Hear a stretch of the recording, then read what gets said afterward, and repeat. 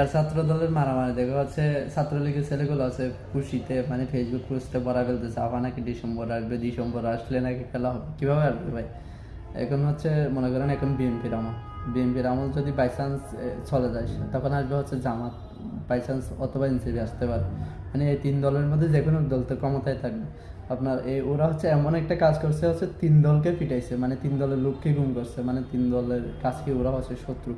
মানে জামাতের যতগুলা নেতাকে গুম করছে, তারপর হচ্ছে বিএনপির যতগুলা নেতাকে গুম করছে, স্বয়ং হচ্ছে খালেদা জিয়াকে হচ্ছে ওনারা যেভাবে কষ্ট দিয়ে তিলে তিলে মারছে, তারেক রহমানকে যেভাবে মারছিল, এটা কি ওরা ভুলে যাবে? জীবনেও ভুলে যাবে।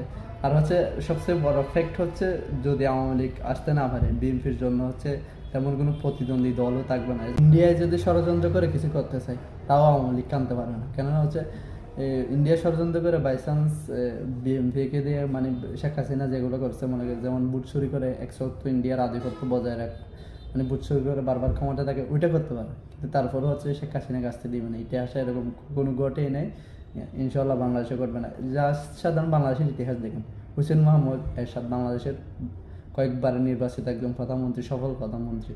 তো উনি হচ্ছে আন্দোলনের মুখে হচ্ছে পদত্যাগ করার পর দ্বিতীয়বার আর ক্ষমতায় আসতে পারেন। ওনার আন্দোলনের সময় শুধুমাত্র একজন আসাদ নাকি কোনো ছাত্র একটা মারা গেছিল, শুধু একজন ছাত্র মারা গেছিল। এরপর থেকে ওনাকে রাজনীতিতে উঠে আসতে পারে না, আর দলও করতে পারে না। আপনারা কি মনে করেন মানে এতে কিছুর পরও পারবে, জীবনও পারবে?